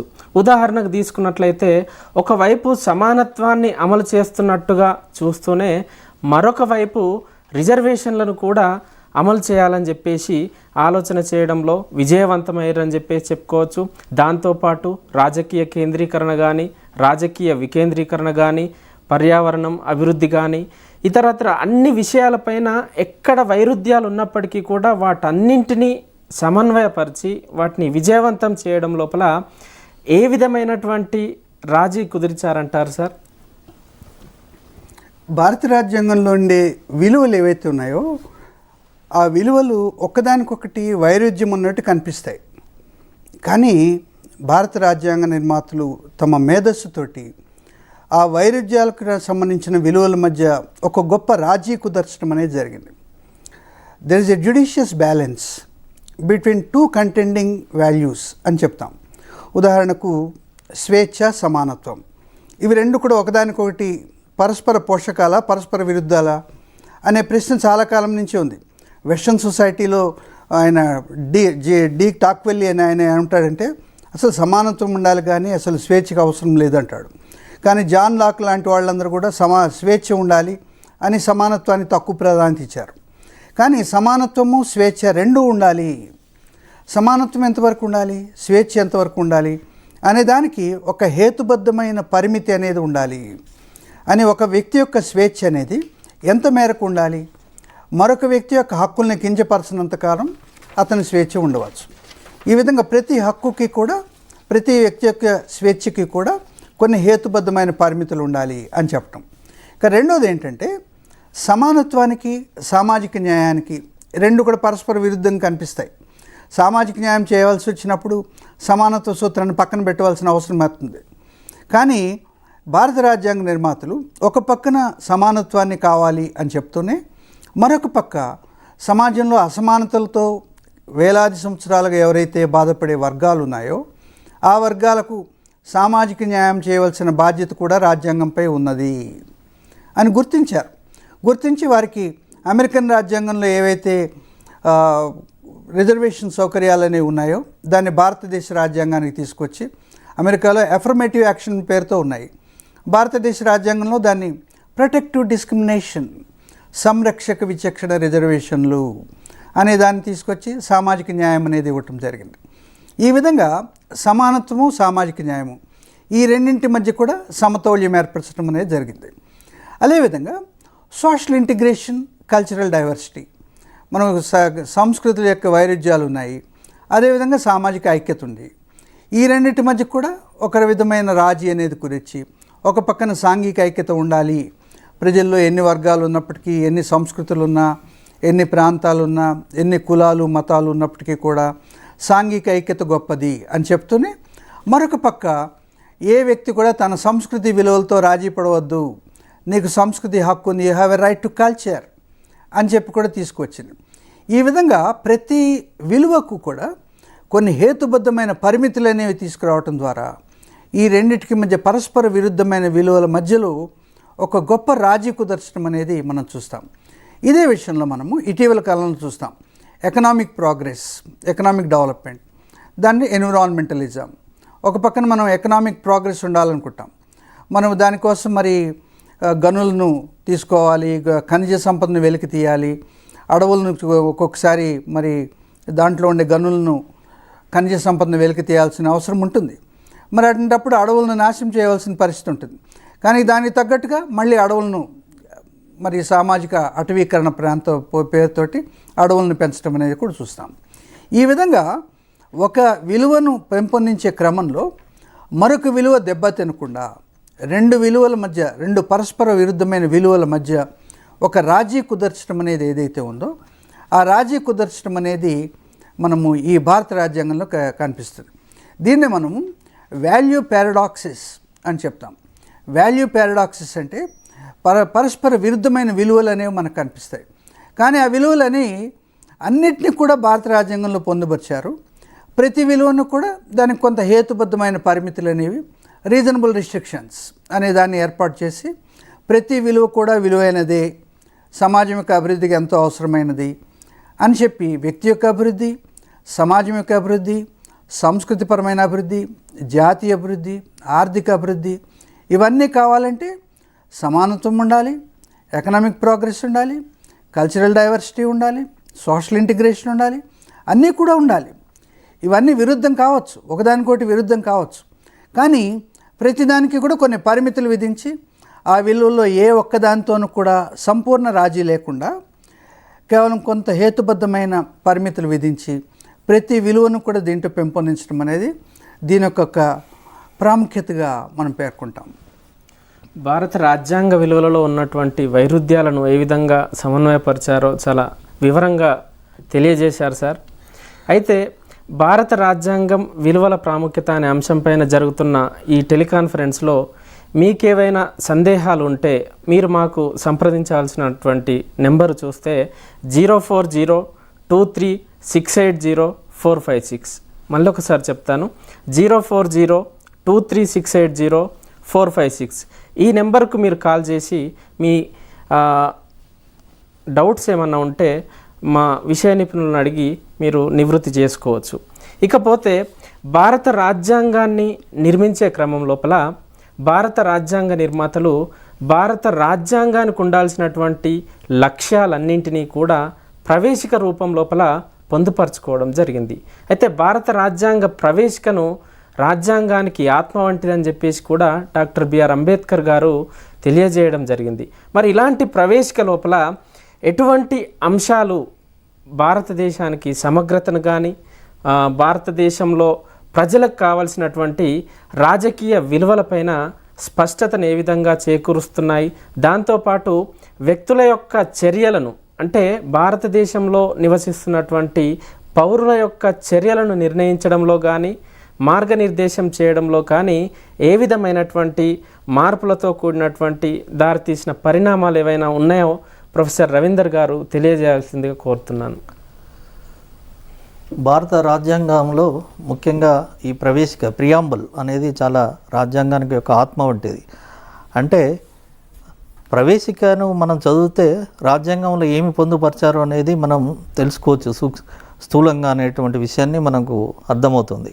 ముఖ్యంగా సార్వభౌమత్వం అంటే సర్వసత్తాకమైనటువంటి భారతదేశం అని చెప్పుకోవడం, అదేవిధంగా సామ్యవాదం లక్షణాలు ఇంతకుముందు మనం చెప్పినట్టుగా పంచవర్ష ప్రణాళికలు అనుకోండి, మిగతా విషయాలు, అదేవిధంగా లౌకికమైనటువంటి విధానాలు అంటే ఏ మతానికి ప్రాధాన్యత లేదు, నిష్పక్షపాతంగా మత విషయంలో ఉంటుందనేది డెమోక్రసీ ప్రజాస్వామ్యబద్ధంగా ప్రభుత్వం అమలుపరుస్తుంది, నడుచుకుంటుంది అనేటువంటిది. ముఖ్యంగా ఈక్వాలిటీ, అంబేద్కర్ సమత విషయాన్ని చాలా స్పష్టంగా చెప్పడం జరిగింది. స్వేచ్ఛ, సౌభ్రాతృత్వం, న్యాయం ఇవన్నీ కూడా ఒక భావన ఇంకొక భావనకు ఓవర్లాపింగ్గా ఉంటుంటుంది. అయితే ముఖ్యంగా ఈ ప్రవేశికను ముందు చెప్పుకున్నప్పటికీ కూడా ఆ తర్వాత 1975లో వచ్చినటువంటి ఎమర్జెన్సీ కాలంలో ఇందిరాగాంధీ కొన్ని భావాలని ప్రియాంబుల్లో చేర్చడం జరిగింది. ముఖ్యంగా ఈ 42వ సవరణ అనేది చాలా ప్రాముఖ్యత కలిగినటువంటిది. దీన్నే మినీ రాజ్యాంగం కూడా పిలుచుకోవడం జరుగుతుంది. ముఖ్యంగా ఇందులో సెక్యులర్, సోషలిస్ట్ అనేటువంటి పదాలను ప్రియాంబుల్లో చేర్చడం జరిగింది. అంటే ఇంతకుముందు చెప్పినట్టుగానే ఇది లౌకిక వాద విలువలతోని భారతదేశం కట్టుబడి ఉంటుందని, అదేవిధంగా సామ్యవాద భావాలకు ఇది అనుకూలంగా ఉంటుందనేటువంటి విషయాన్ని చాలా స్పష్టంగా చెప్పుకోవడం జరిగింది. మన రాజ్యాంగంలో అంటే ప్రవేశికులకు మనకు కాల్ వస్తుంది సార్. హలో హలో హలో, చెప్పండి sir. Good afternoon sir. Good afternoon sir, చెప్పండి సార్ మీ డౌట్. సార్, ఒక పోస్ట్ గారు ఒక క్వశ్చన్ అడిగారు గెస్ట్ ని, అసమానతలు రాజ్యాంగం నిర్ణయించగలదా అని. సార్ సార్ హలో, చెప్పండి సార్. ఇది నా పేరు గణేష్ సార్. నాకు ఒక చిన్న డౌట్. చెప్పండి. అయితే ఈ మారుతున్న ఆధునిక ప్రజాస్వామ్య పోటీ ప్రపంచంలో ఈ రీజనల్, రిలీజినల్, క్యాస్ట్, ఎకనామికల్, రేస్ డిస్క్రిమినేషన్ అనేది నేటికి కొనసాగుతా ఉంది. అయితే మనం రాజ్యాంగం రచించుకున్నట్టు సమయంలో ఆర్టికల్ 17 ను పొందుపరుచుకున్నాం, ఆయన అబోలిషన్ ఆఫ్ అన్టచబిలిటీ అని. డాక్టర్ బిఆర్ అంబేద్కర్ గారు రాశారు పుస్తకం అనిహిలేషన్ ఆఫ్ క్యాస్ట్ అని. అందులో వివరించినట్టుగానే ఈ రిజర్వేషన్లు 10 సంవత్సరాలు కొనసాగించాలి, ఆ తర్వాత మార్పులు చూసిన తర్వాత మళ్ళీ కొనసాగించాలి అని చెప్పారు. ఈ 75 వసంతాలలో ప్రజల యొక్క ఈ అసమానతలు ఇంకా కూడా తొలగిపోలేదు. దానికి గల కారణం తెలుసుకోవచ్చా అని. సార్, థ్యాంక్ యూ బాబు, మరి మంచి ప్రశ్న వేశారు మీరు. అయితే భారత రాజ్యాంగం అనేది సమానత్వ హక్కుని ఇచ్చింది. దాంట్లో ఒకటి చట్టం ముందు అందరూ సమానులే అనేది ఆర్టికల్ 14 చెప్తుంది. ఆర్టికల్ 15, 16 అనేవి విద్యార్థులకి విద్యా అవకాశాలు కానీ లేకపోతే పబ్లిక్ ఎంప్లాయ్మెంట్లో కానీ అందరికీ కూడా సమాన అవకాశాలు ఉంటాయి అని చెప్పింది. అలాగే ఆర్టికల్ 16లో కొన్ని రిజర్వేషన్ సౌకర్యాలను కూడా చెప్పింది. మీరు చెప్పినట్టుగా ఆర్టికల్ 17 అనేది అబాలిషన్ ఆఫ్ అన్టచబిలిటీని కూడా చెప్పింది. అయితే ఈ అసమానతలు అనేవి కేవలం ప్రభుత్వ రంగంలో ఉద్యోగాల్లో లేకపోతే విద్యాసంస్థలో చేరటం ద్వారా మాత్రమే కాదు, దాంతోపాటుగా మరికొన్ని ఇతర అంశాల్లో కూడా ఈ అసమానతలు అనేవి రూపుమాపుకోవాల్సిన అవసరం ఉంటుంది. ముఖ్యంగా మనం విద్యావంతులం అయ్యే కొద్దీ ఈ కులానికి తక్కువ ప్రాధాన్యత ఇవ్వాలి, కులం నిర్మూలన చేయాలి, కుల నిర్మూలన అనేది మన మనసులోకి అంతర్భాగం కావాలి. తద్వారా మాత్రమే అది ఒక సామాజిక విప్లవంగా మారి సాంఘిక సమైక్యత అనేది వస్తుంది. తద్వారా మనం ఆ విచక్షణ నుంచి బయటపడతాం. అలాగే విద్య ద్వారా మహిళల పట్ల వివక్ష ఏదైతే ఉందో, అసమానతలు లింగపరమైన అసమానతలు ఏవైతే ఉన్నాయో దాని నుంచి బయటపడగలం. ఇక ప్రాంతీయపరమైన అసమానతలు అనే దానికి ప్రభుత్వం తన కృషి తాను చేస్తుంది, అనేక అభివృద్ధి వ్యూహాలు అనేవి తీసుకొచ్చింది. అలాగే మనకు నేషనల్ ఫైనాన్స్ కమిషన్ అనేది కూడా మరి ప్రాంతాల్లో అసమానతలని నివారించడం కోసం వ్యవసాయ రంగాన్ని, పారిశ్రామిక రంగాన్ని, సేవల రంగాన్ని, బ్యాంకింగ్ రంగాన్ని, ఇన్సూరెన్స్ రంగాన్ని, రవాణా రంగాన్ని, మౌలిక సదుపాయాల రంగాన్ని, వీటన్నింటిని కూడా విస్తరించడం అనేది మనం చూస్తాం. ఈ విధంగా అసమానతలు అనేవి వేలాది సంవత్సరాల క్రితం ఏర్పడ్డాయి. అవి కేవలం ఒక 75 సంవత్సరాల్లో నిర్మూలన అవుతాయి అంటే అది కాదు. దానికి ఇప్పటివరకు మనం 1947 సిచ్యువేషన్ కనుక తీసుకుంటే ఇప్పటికి చాలా వరకు సమానత్వాన్ని సాధించగలిగాము అని చెప్పుకుంటాం. అయితే కాలక్రమంలో ఈ అసమానతలు అనేవి కూడా అన్నీ రూపుమాపిపోయి మరో వ్యక్తిని గౌరవించుకునే పరిస్థితులు అనేవి, ఒక ప్రాంతం మరో ప్రాంతాన్ని గౌరవించుకునే పరిస్థితులు అనేవి తప్పనిసరిగా తలెత్తుతాయి. కన్నారు ఇంతకుముందు చెప్పినట్టుగా 42వ రాజ్యాంగ సవరణ ద్వారా సోషలిస్టు సార్ మనకు ఇంకొక కాలర్ లైన్. హలో హలో, చెప్పండి sir. Sir good afternoon sir. Good afternoon sir, చెప్పండి. సార్, అయితే నాకు కాన్స్టిట్యూషన్ లో ఒక డౌట్ ఉన్నది. చెప్పండి సార్. నా పేరు షేక్ సానవాజ్ సార్, నేను హైదరాబాద్ నుంచి కాల్ చేస్తున్నాను. చెప్పండి సార్. ఇటీవల కాలంలో న్యాయశాఖ క్రియాశీలకంగా వ్యవహరిస్తుంది కదా, దీన్ని మనం ఏ విధంగా చూడవచ్చు సార్? మనకు థ్యాంక్ యూ బాబు, చాలా చక్కటి ప్రశ్న వేశారు మీరు. చెప్పండి షానవాజ్ గారు, వినండి సార్ చెప్తున్నాడు, వినండి. అయితే మీరు ఏ ప్రభుత్వాన్నైనా కానీ 3 సంస్థలు అనేవి నడిపిస్తాయి: శాసన నిర్మాణ శాఖ, కార్యనిర్వాహక వర్గము, న్యాయశాఖ అనేవి. వీటిని ఆర్గాన్స్ ఆఫ్ గవర్నమెంట్ అంటాము. వీటిలో న్యాయశాఖ అనేది ఇటీవల కాలంలో చాలా క్రియాశీలంగా మారింది అని చెప్తున్నారు. ఈ క్రియాశీలంగా మారటం అనేది అది పీపుల్ ఫ్రెండ్లీ యాక్టివిజం అని చెప్తాం. పీపుల్ ఫ్రెండ్లీ యాక్టివిజం అంటే ప్రజల యొక్క హక్కులను సంరక్షించే క్రమంలో, అదేవిధంగా ప్రజల యొక్క ఆస్తులను సంరక్షించే క్రమంలో, సంక్షేమ రాజ్య వ్యవస్థను మద్దతునిచ్చే క్రమంలో న్యాయ వ్యవస్థ అనేది మరి క్రియాశీలంగా మారింది. ఇది పాజిటివ్ యాక్టివిజం. ఈ పాజిటివ్ యాక్టివిజం అనేది మన యొక్క మంచి కోసమే అర్థం చేసుకోవాలి. ఈ పాజిటివ్ యాక్టివిజం అనేది ఇదే విధంగా కొనసాగితే మనకు సమాజంలో ఉండే అనేక సమస్యలకు పరిష్కారాలు దొరుకుతాయి. అందువలన మన రాజ్యాంగ నిర్మాతలు న్యాయశాఖ నుంచి ఏ విధమైన క్రియాశీలతను ఎక్స్పెక్ట్ చేశారో ఆ అంచనాలకు అనుగుణంగా న్యాయశాఖ క్రియాశీలంగా ఉంది. కాబట్టి ఇది చాలా మన మంచికే. ఈ క్రియాశీలత అనేది తప్పనిసరిగా ఉండవలసిందే. ఈ క్రియాశీలత అనేది ప్రజల నుంచి కూడా డైరెక్ట్గా ఫిర్యాదులను స్వీకరించే క్రమంలో మనకు అనేక పబ్లిక్ ఇంట్రెస్ట్ లిటిగేషన్స్ అనేవి తీసుకురావడం, ఒక్కొక్కసారి కోర్టు తనంతట తానుగా న్యూస్ పేపర్ రిపోర్ట్స్ని సుమోటోగా కొన్ని కేసులను స్వీకరించి తనంతట తానే విచారణ జరపటము ఇట్లా కూడా జరుగుతోంది. ఈ క్రియాశీలత అనేది అనేక సామాజిక సమస్యల పరిష్కారానికి, సామాజిక అసమానతల పరిష్కారానికి వచ్చిన ఒక గొప్ప సాధనంగా మనం అర్థం చేసుకోవాలి. ఇది కాలక్రమంలో దీని యొక్క విలువ ఏమిటి అనేది మనం తప్పనిసరిగా అర్థం చేసుకుంటాం. కాబట్టి న్యాయశాఖ క్రియాశీలత అనేది ఒక మంచి పరిణామంగా మనం పేర్కొనాలి. సార్, న్యాయశాఖ క్రియాశీలకత పైన చాలా చక్కటి వివరణ ఇచ్చారు సార్. ప్రజా ప్రయోజన వాద్యం కానీ, మన సుమోటో కేసుల గురించి కానీ చాలా చక్కటి వివరణ ఇచ్చారు సార్. దాంతోపాటు భారత స్వాతంత్ర అనంతరం ఎన్నో రకాలైనటువంటి అభివృద్ధి వ్యూహాలు వచ్చినాయి. మనం ఉదాహరణకు తీసుకున్నట్లయితే నెహ్రూ ప్రధానిగా పనిచేసిన కాలంలో వచ్చినటువంటి సామ్యవాద తరహా సమాజం ఏర్పాటు విషయంలో కానీ, ఇందిరాగాంధీ హయాంలో వచ్చినటువంటి హరిత విప్లవానికి సంబంధించినటువంటి ఏర్పాటు గురించి కావచ్చు, అదేవిధంగా పివి నరసింహారావు ప్రధానిగా ఉన్న కాలం లోపల నయా ఉదారవాద వ్యూహాల నేపథ్యం లోపల ఈ రాజ్యాంగ విలువల అమలు లోపల ఎలాంటి మార్పులు వచ్చాయో కొద్దిగా వివరంగా చెప్పండి సార్. భారతదేశానికి స్వాతంత్రం వచ్చిన తర్వాత సామాజిక ఆర్థిక అభివృద్ధి అనేది ప్రభుత్వం యొక్క లక్ష్యంగా మారింది. ప్రభుత్వం ఒక సంక్షేమ రాజ్యంగా మారింది. దాన్ని వెల్ఫేర్ స్టేట్ అని చెప్తాం. ఆ వెల్ఫేర్ స్టేట్ అనేది ప్రజల యొక్క సంక్షేమము, అభివృద్ధి ఈ రెండింటినీ కూడా సమాంతరంగా తీసుకువెళ్ళాలి అన్న ఉద్దేశంతో మనకు మొదటి ప్రధాని జవహర్లాల్ నెహ్రూ నుంచి ఈనాటి ప్రధాని మనకు నరేంద్ర మోడీ వరకు కూడా కృషి చేస్తూనే ఉన్నారు.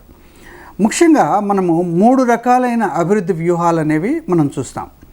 ఒకటి Nehruvian model of development. Nehruvian model of development అంటే నెహ్రూ తరహా అభివృద్ధి వ్యూహం అని చెప్తాం. దాన్ని నెహ్రూ, అప్పట్లో ఒక ఎకానమిస్టు మహలాంబస్ అనే అతను, దీన్ని నెహ్రూ మహలాంబస్ వ్యూహం అని చెప్తాం. ఇక రెండవది ఇందిరాగాంధీ, ఎంఎస్ స్వామినాథన్ ఈ ఇద్దరు కలిపి ఇచ్చిన వ్యూహం, దీన్నే పావర్టీ ఎలివియేషన్ వ్యూహం అని, ఆ పేదరిక నిర్మూలన వ్యూహము, హరిత విప్లవ వ్యూహము అని చెప్తాం. ఇక మూడోది పివి నరసింహారావు, మన్మోహన్ సింగ్ తీసుకొచ్చిన నయా ఉదారవాద వ్యూహంగా మనం చెప్తాం. సో ఈ 3 వ్యూహాలు కూడా అనేక నూతన విలువలను తీసుకొచ్చాయి. మనం నెహ్రూ వ్యూహం కనుక తీసుకుంటే కనుక ఆయన ప్రభుత్వ ఆస్తులు అనేవి ఉండాలి, ప్రభుత్వ రంగాన్ని పటిష్టం చేయాలి, ప్రభుత్వమే వేలాది కోట్ల రూపాయలతో కొన్ని పరిశ్రమలు నెలకొల్పాలి, తద్వారా ప్రజలకు నిరుద్యోగం నుంచి ఉద్యోగ కల్పన అనేది చేయాలి అని చెప్పాడు. చెప్పడమే కాకుండా ఆ వ్యూహంలో భాగంగా ఆయన అనేక విద్యాసంస్థలు ఏర్పాటు చేశాడు. ఐఐటీలు ఏర్పాటు చేశాడు, ఎన్ఐటీలు ఏర్పాటు చేశాడు, అనేక రీసెర్చ్ ల్యాబ్స్ ఏర్పాటు చేశాడు. అంతేకాకుండా కరికులం డెవలప్మెంట్ అనే దాంట్లో కింది స్థాయి 1వ తరగతి నుంచి పీజీ స్థాయి వరకు కూడా అన్ని పాఠ్యాంశాల్లోనూ కూడా సైంటిఫిక్ టెంపర్ అనేది ఉండాలి, సైన్స్ని బాగా డెవలప్ చేయాలి, మూఢనమ్మకాలకు వ్యతిరేకంగా సమాజాన్ని తీసుకువెళ్ళాలి అనే విలువ అనేది ఆయన తీసుకొచ్చిన వ్యూహంగా చెప్తాం. ఇక రెండోది ఇందిరాగాంధీ, మన్మోహన్ సింగ్, మనకు ఎంఎస్ స్వామినాథన్ వ్యూహంగా చెప్తాం. దాన్ని హరిత విప్లవ వ్యూహంగా చెప్తాం. వాస్తవానికి 1964-65లో ఒక పక్కన చైనాతో యుద్ధము, మరోపక్క పాకిస్తాన్తో యుద్ధము, మరోపక్క భారతదేశంలో వ్యవసాయ రంగము క్షీణించటము, ఈ నేపథ్యంలో మనకు ఈ వ్యూహం అనేది వచ్చింది. ఈ వ్యూహం ప్రకారము మనకు పశ్చిమ ఉత్తరప్రదేశ్లోను, అదేవిధంగా పంజాబ్లోను, ఆంధ్రప్రదేశ్లోను హరిత విప్లవం అనేది తీసుకొచ్చి వ్యవసాయోత్పత్తిని గణనీయంగా పెంచాలి, తద్వారా పేదరిక నిర్మూలన చేయాలి అని ఇందిరాగాంధీ ప్రభుత్వం భావించింది. ఈ వ్యూహం అనేది 1970s వరకు వచ్చింది. అయితే ఇక్కడ మనకు ప్రభుత్వ రంగ సంస్థల ఉద్యోగులు కానీ, అదేవిధంగా కొంతమంది ప్రభుత్వ ఉద్యోగులు కానీ సమ్మెలు చేయటము, రైల్వే వాళ్ళు సమ్మెలు చేయటము, ఆఖరికి జయప్రకాష్ నారాయణ లాంటి వాళ్ళు పోలీసులు సైనికులను కూడా మరి ప్రభుత్వం యొక్క ఆదేశాలను పాటించకుండా ఎదురు తిరగాలని చెప్పటం, ఇవన్నీ కూడా మరి ఎమర్జెన్సీ విధింపుకు దారితీసింది. ఈ విధంగా సెంట్రలైజేషన్ అనేది వచ్చింది. అధికార కేంద్రీకరణ అనేది రాజ్యాంగంలో ఏ విధంగా అయితే ఎమర్జెన్సీ పవర్స్ రూపంలో ఉన్నదో ఆ విలువ అనేది ఇక్కడ మళ్ళీ ఒకసారి రావటం అనేది మనం చూస్తాం. అయితే కొంతకాలానికి మళ్ళీ అది అధికార వికేంద్రీకరణకు దారితీసింది. ఇక మూడోది ఏంటంటే మన్మోహన్ సింగ్, పివి నరసింహారావు వ్యూహంలో భాగంగా ప్రపంచీకరణవాదం అనేది వచ్చింది. మనకు WTO అగ్రిమెంట్స్తో మనం ఇండియా సైన్ చేసింది. మనకు వరల్డ్ బ్యాంక్ నుంచి రుణాలు తీసుకోవటం ప్రారంభమైంది, IMF నుంచి రుణాలు తీసుకోవటం ప్రారంభమైంది, ఏషియన్ డెవలప్మెంట్ బ్యాంక్ నుంచి, యూరోపియన్ ఎకనామిక్ యూనియన్ నుంచి, అక్కడి నుంచి మనం రుణాలు తీసుకోవటం మొదలైంది. ఇక్కడ మనము విదేశాలతో విదేశీ వ్యాపార వాణిజ్యాలను పెంపొందించుకునే క్రమంలో మనము టెక్నాలజికల్ డెవలప్మెంట్ అనేది వచ్చింది. ఇది ఒక వ్యూహంగా మారింది. ఒక professional development, professional values, technological values అనేవి వచ్చాయి. ఈ విధంగా ఒక్కొక్క అభివృద్ధి వ్యూహం మారుతున్నప్పుడల్లా ఒక్కొక్క రకమైన విలువల వ్యవస్థ అనేది కూడా వస్తుంది. ఇది ప్రవేశికలో పేర్కొన్న విలువలు ఏవైతే ఉన్నాయో వాటికి అనుబంధంగా వచ్చిన నూతన విలువలుగా మనం వీటిని అర్థం చేసుకోవాలి. అయితే ఈ అభివృద్ధి వ్యూహాల గురించి చాలా చక్కటి వివరణ ఇచ్చారు సార్. అయితే శతాబ్దాల తరబడి నిర్లక్ష్యానికి కానీ అణచివేతకు కానీ గురవుతున్నటువంటి దళితులు కావచ్చు, బలహీన వర్గాలు కావచ్చు, సామాజిక న్యాయం అనే అంశం ద్వారా రాజ్యాంగం ద్వారా కొద్దిగా ప్రయోజనాన్ని పొందుతున్నారని చెప్పేసి మనం చెప్పవచ్చు. మరి ఈ సామాజిక న్యాయం అనే భావన ద్వారా ఎలాంటి ప్రయోజనాలు, ఎలాంటి రక్షణలు దళితులు కానీ బలహీన వర్గాలు కానీ పొందుతున్నారో కాస్త వివరంగా చెప్పండి సార్. ముఖ్యంగా భారత రాజ్యాంగంలో బలహీన వర్గాలకు, దళితులకు కాన్స్టిట్యూషనల్ సేఫ్ గార్డ్స్ ప్రావిజన్స్ చాలా ఇచ్చారు. ముఖ్యంగా రాజ్యాంగంలోని ఆర్టికల్ 14 నుంచి 18 వరకు రైట్ టు ఈక్వాలిటీ అంటే కుల, మత, లింగ, వర్ణం ఆధారంగా వివక్షతను నిషేధించింది. ఆర్టికల్ 17 కింద అస్పృశ్యతను నిషేధించబడ్డది. ఒకవేళ ఎవరైనా ఈ అస్పృశ్యతను పాటిస్తే దాని యొక్క నేరంగా పరిగణించబడుతుంది అనేటువంటిది రాజ్యాంగంలో పొందుపరచుకోవడం జరిగింది. ఆర్టికల్ 15(4) లేదా ఆర్టికల్ 16(4) కింద బలహీన వర్గాలకు, దళితులకు విద్యా ఉపాధి అవకాశాల్లో రిజర్వేషన్లను కల్పించడం జరిగింది. అదేవిధంగా 62వ రాజ్యాంగ సవరణ ద్వారా ఈ రిజర్వేషన్లు అనేది ప్రతి 10 సంవత్సరాలకు ఒకసారి పొడిగించడానికి అవకాశాన్ని ఇవ్వాలి. ఈ విధంగా సామాజిక సమానత్వం వారికి అందించాలనేటువంటి విషయాన్ని రాజ్యాంగంలో పొందుపరచుకోవడం జరిగింది. అదేవిధంగా విశేష రక్షణ చట్టాలు, ముఖ్యంగా 1989లో వచ్చిన అట్రాసిటీస్ యాక్ట్ ఇది చాలా అంటే దళితుల పేరు మీద ఎవరైనా దూషించినా, కొట్టినా, ఇంకేది చేసినా కూడా దళితుడు కాకుండా ఎవరైతే నేరం చేయబడ్డారో వాళ్ళే నిరూపించుకునేటువంటి చట్టాన్ని తీసుకురావడం జరిగింది. దీని ద్వారా దళితులకు మరింతగా న్యాయం జరిగేందుకు అవకాశం ఏర్పడ్డది. సోషల్ జస్టిస్ అంటే దళితులకు జీవన ప్రమాణాలను పెంచడం కోసం ఈ చర్యలు తీసుకోవడం జరిగింది. పొలిటికల్ రిప్రజెంటేషన్ రాజకీయ ప్రాతినిధ్యం కోసం ముఖ్యంగా భారతదేశంలో లోక్సభలో అదేవిధంగా శాసనసభలలో ఆర్టికల్ 330, 332 ద్వారా రిజర్వేషన్లు కల్పించబడింది.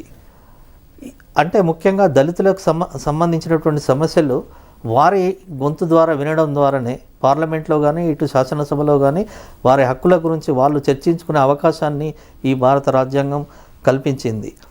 ఆర్థిక న్యాయం ఆర్టికల్ 46 ద్వారా ఉపాధి అవకాశాలు కల్పించడం లేదా వారికి అప్లిఫ్ట్ కోసం రుణాలు అదేవిధంగా విధులను అమలు చేయడం, అందించి వారిని అభివృద్ధి చేసే విధంగా చేయడం.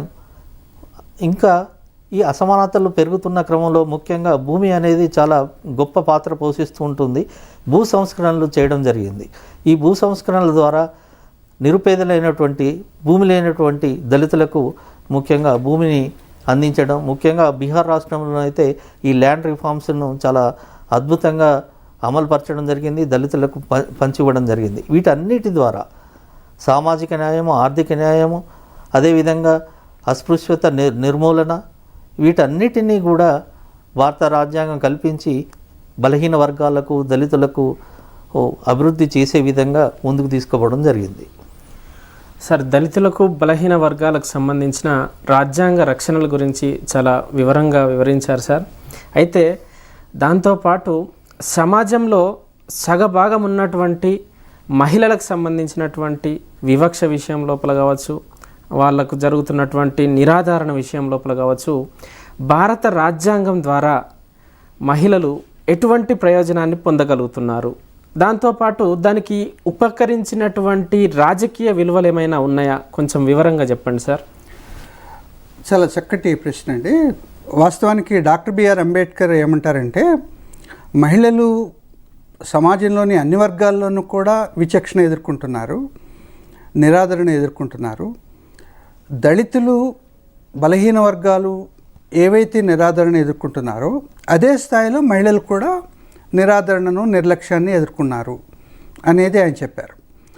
వాస్తవానికి జనాభాలో సగభాగం మీరు చెప్పినట్లుగా, కానీ వారు అనేక రంగాల్లో ముందుకు రాలేకపోవటం అనేది మనకు 19th సెంచరీ వరకు కూడా జరిగింది. 19th సెంచరీలో మహిళలకు సంబంధించిన ఉద్యమాలన్నీ కూడా పురుషులే నడిపారు. వాస్తవానికి ఇప్పుడు మనకు బ్రహ్మ సమాజ్ ఉద్యమం కానీ, ఆర్య సమాజ్ ఉద్యమం కానీ, సత్యశోధక సమాజ్ ఉద్యమం కానీ, లేకపోతే మనకి ప్రార్థనా సమాజ్ ఉద్యమం కానీ, వీటన్నిటిలోనూ కూడా విమెన్ క్వశ్చన్ అనేది ఉంది. సార్, ఒక కాలర్ లైన్లో ఉన్నారు, చెప్పండి. హలో సార్, చెప్పండి సార్. ఈడబ్ల్యూఎస్ అనేది రాజ్యాంగబద్ధమైన కాదా అనే క్వశ్చన్ అడగాలనుకుంటున్నాను సార్. Okay sir. సో ఈ విధంగా మనకు మహిళలు అనేవారు అనేక వర్గాలు, అనేక రంగాల్లో ఏ వర్గానికి చెందినప్పటికీ కూడా వాడు విచక్షణ ఎదుర్కోవటం చూస్తాం. 19th సెంచరీ మూమెంట్స్ అన్నీ కూడా మెన్నే నడిపారు. కానీ 20th సెంచరీ బిగినింగ్లో వచ్చిన ఫ్రాంచైజ్ ఉద్యమం అనేది ఏదైతే ఉందో, ఓటు హక్కు ఉద్యమం, అప్పటి నుంచి మహిళలు తమ ఉద్యమాన్ని తాను నడుపుకోవటం జరుగుతోంది. దాన్ని గుర్తించి భారత రాజ్యాంగం కూడా లింగపర సమానత్వం అనేది ఉండాలి, అది ఒక గొప్ప విలువ అనే దాన్ని గుర్తించారు. ప్రపంచంలో అనేక దేశాలు జెండర్ ఈక్వాలిటీని అసలు గుర్తించక ముందే భారత రాజ్యాంగం దాన్ని గుర్తించింది. భారత రాజ్యాంగం వచ్చిన తర్వాతే, ఈ జెండర్ ఈక్వాలిటీకి అవకాశం ఇచ్చిన తర్వాతనే ప్రపంచంలోని అనేక అభివృద్ధి చెందిన రాజ్యాంగాలు కూడా ఇచ్చాయి. అంటే అన్ని విషయాల్లోనూ కూడా లింగపరమైన సమానత్వం అనేది ముందు ఉండాలి అనే దాన్ని భారత రాజ్యాంగం అనేక ప్రపంచ రాజ్యాంగాల కంటే ముందుగా గ్రహించింది అని చెప్పు. ఇక్కడ మహిళలు ఎదుర్కొనే సమస్యలు అనేవి చాలా దుర్భరమైన సమస్యలుగా మనం చెప్తాం. ప్రధానంగా 20వ శతాబ్ది చివరి భాగానికి వచ్చేటప్పటికి మహిళల జనాభా తగ్గిపోవటం అనేది చూస్తాం. మనకు డెమోగ్రఫిక్ ప్రొఫైల్ అంటాం. ఆ మహిళల జనాభా తగ్గిపోవటానికి మరి యామ్నియోసెంటసిస్ టెస్ట్ అనేది ఒకటి ఉంది.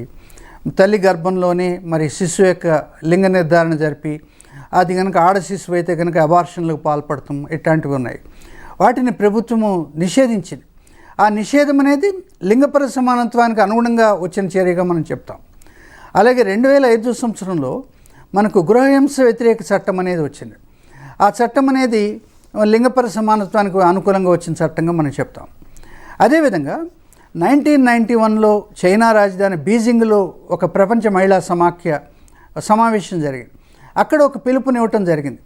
మనకు కేవలం మహిళలకు ఆర్థిక స్వేచ్ఛ, సామాజిక స్వేచ్ఛ, పౌర స్వేచ్ఛ, రాజకీయ స్వేచ్ఛ ఇవి మాత్రమే కాదు, ఓనర్షిప్ రైట్స్ అనేవి ఉండాలి, మహిళలకు ఆస్తులపైన ఓనర్షిప్ అనే యాజమాన్య హక్కులు అనేవి ఉండాలని చెప్పింది. దానికి తగ్గట్టుగానే మరి అనేక ప్రభుత్వాలు, అనేక రాష్ట్ర ప్రభుత్వాలు, కేంద్ర ప్రభుత్వం కూడా మహిళలకు ఆస్తిలో సమాన వాటా ఉంటుంది అని కొన్ని చట్టాలు చేశాయి. ఈ విధంగా మహిళలకు రాజకీయ రంగంలో రిజర్వేషన్లు కనిపిస్తూ మొన్న ఈ మధ్యనే 108వ రాజ్యాంగ సవరణ చేసి దాని ద్వారా మరి పార్లమెంట్లోనూ శాసనసభల్లోనూ మహిళలకు 33% రిజర్వేషన్లు ఇవ్వాలి అనే చట్టం రూపొందింది. ఇవన్నీ కూడా మహిళలకు రాజ్యాంగపరమైన సమానత్వం ఉండాలి, సమానత్వం అనేది ఒక కేంద్ర సూత్రంగా ఉండాలి అనే దానికి అనుగుణంగా వచ్చాయి. అదేవిధంగా మహిళలకు ఎడ్యుకేషన్ సెక్టర్లో కానీ పబ్లిక్ ఎంప్లాయ్మెంట్ సెక్టర్లో కానీ మళ్ళీ సమానత్వం అనేది ఉండాలి. ఈ సమానత్వం అనేది కేవలం అక్షర రూపంలో చట్టాల రూపంలోనే కాకుండా అది ఏ విధంగా అమలవుతుంది అనే దానికి నేషనల్ కమిషన్ ఫర్ విమెన్ అనే దాన్ని ఏర్పాటు చేయడం జరిగింది. అంటే ఒక పక్కన హక్కులు ఏర్పాటు చేసి మరొక పక్క ఆ హక్కులను అమలు కోసం ఒక సంస్థను కూడా ఏర్పాటు చేయడం అనేది మన భారత రాజ్యాంగం యొక్క క్రియాశీలతను చూపిస్తుంది. సో ఈ విధంగా మహిళల యొక్క హక్కుల గురించి కానీ లింగపరమైన సమానత్వం ఉండాలి, దాని జెండర్ సెన్సిటివిటీ అనేది ప్రజల్లో తీసుకురావాలి అనేది మన భారత రాజ్యాంగం యొక్క మౌలిక సూత్రం. వాస్తవానికి జాతీయోద్యమ కాలంలోనే మనకు స్త్రీలను గౌరవించాలి, స్త్రీ పురుషుల మధ్య సమానత్వం ఉండాలి, అది కింద స్థాయి నుంచే మనకి విద్యా వ్యవస్థలో కూడా ఆ గౌరవం అనేది పాఠ్య ప్రణాళికల్లో భాగంగా రావాలి అని ఒక నినాదం అనేదిగా వచ్చింది. దాన్ని ప్రభుత్వాలు కూడా మెల్లిమెల్లిగా ఏర్పాటు చేస్తున్నాయి. ఇటీవల కాలంలో మనకు కొన్ని విమెన్ ఫ్రెండ్లీ లాస్ కూడా తీసుకురావడం జరిగింది. సైబర్ లాస్ కానీ షీ టీమ్స్ అట్లా వాటిలో కొని ఈ నిర్మాణాలన్నీ కూడా మరి లింగపర సమానత్వం అనేది తీసుకురావటం దాంట్లో భాగంగా వచ్చినవే. సో ఈ విధంగా మహిళల యొక్క సంక్షేమం కానీ మహిళల పట్ల వివక్ష లేకుండా ఉండటం కానీ మహిళల యొక్క అభివృద్ధి కానీ మహిళల యొక్క సాధికారత కానీ అదేవిధంగా మహిళల పట్ల సమానత్వం అనేది కానీ సమాజంలో సమానత్వం కానీ ఇవన్నీ కూడా మనకు రాజ్యాంగపరంగా వచ్చిన విలువల్లో భాగంగానే మనం చూడాలి. మహిళల రక్షణకు సంబంధించి రాజ్యాంగంలో పేర్కొన్న నిబంధనలతో పాటు సమకాలీన సమయాల లోపల ప్రభుత్వాలు తీసుకుంటున్నటువంటి సంక్షేమ చర్యల గురించి చాలా చక్కటి వివరణ ఇచ్చారు సార్. అయితే స్వాతంత్రానికి పూర్వం కానీ స్వాతంత్రానికి తర్వాత కానీ పరాయీకరణకు గురవుతున్నటువంటి గిరిజనులు, దళితులు వీళ్ళందరూ ఎదుర్కొంటున్నటువంటి నిరాశ్రయతను ఎవరైతే ఎదుర్కొంటున్నారో వాళ్లకు భారత రాజ్యాంగం ద్వారా ఎలాంటి న్యాయాన్ని పొందగలుగుతున్నారో వివరించవలసిందిగా ప్రొఫెసర్ రవీందర్ గారిని కోరుతున్నాను. స్వాతంత్రానికి పూర్వం ఆదివాసీలకు ముఖ్యంగా నెహ్రూ పంచశీల సూత్రాల పేరుతోని వారి జీవనాన్ని వారి సంస్కృతిని వారే కాపాడుకునే విధంగా, తర్వాత వారికి సోషల్ ఈక్వాలిటీ అందించడం కోసం మనం రాజ్యాంగంలో చెప్పినట్టుగా ఆర్టికల్ 14 నుంచి 18 వరకు, అదేవిధంగా పొలిటికల్ రిప్రజెంటేషన్ కోసం వాళ్ళకు 332 ఆర్టికల్స్ ద్వారా వాళ్ళకు లోక్సభలో కానీ శాసనసభలో కానీ రిజర్వేషన్స్ కల్పించడం. ఇంకా ముఖ్యమైనది భారత రాజ్యాంగంలో 5th schedule and 6th schedule. 5th schedule అనేది భారతదేశంలో మధ్య భారతం లేదా మిగతా భారతదేశంలో వాళ్ళకు ఒక ప్రత్యేకమైనటువంటి ల్యాండ్ రైట్స్ కల్పించడం జరిగింది. ముఖ్యంగా మన ఆంధ్రప్రదేశ్ మన తెలంగాణకు వస్తే 1 of 70 లాంటి చట్టాలు.